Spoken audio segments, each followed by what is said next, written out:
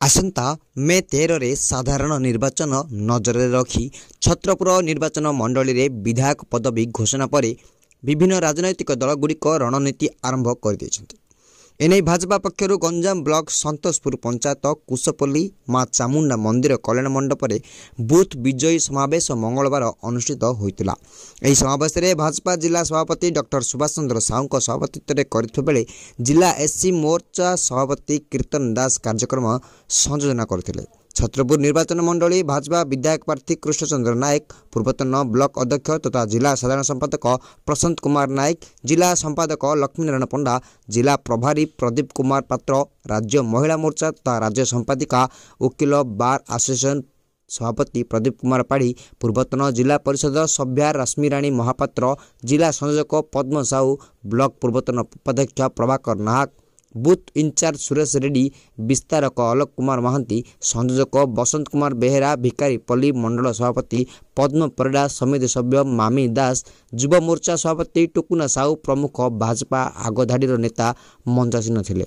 दीर्घ 25 वर्ष धरी शासन क्षमतार बीजेडी सरकार ओडिशावासी को ठकी चली। यही निर्वाचन मंडल शिक्षा, स्वास्थ्य सेवा और आईन श्रृंखला भूसुड़ी पड़ी। गरीब जनसाधारण मौलिक समस्या समाधान दिगरे सरकार विफल होती। चाषी पाई जलसेचन व्यवस्था आनीपारना। रेशन कार्ड दुर्नीति होता बेले यही सरकार पीसी सरकार कारबार रे व्यस्त रहउथिबा भाजपा नेता माने अभियोग कर। सांसद थरे हेले गंजाम ब्लॉक आसी लोकों समस्या शुणी नथिबा पूर्वतन ब्लॉक अध्यक्ष प्रशांत नायक निज वक्तव्य कहते।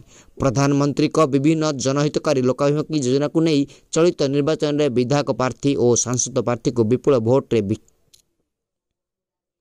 विजय करने को आह्वान दि जाइए। बीजेपी एक असंतुष्ट गोष्ठी यह समावेश जोगदे नथिबा देखा मिलता।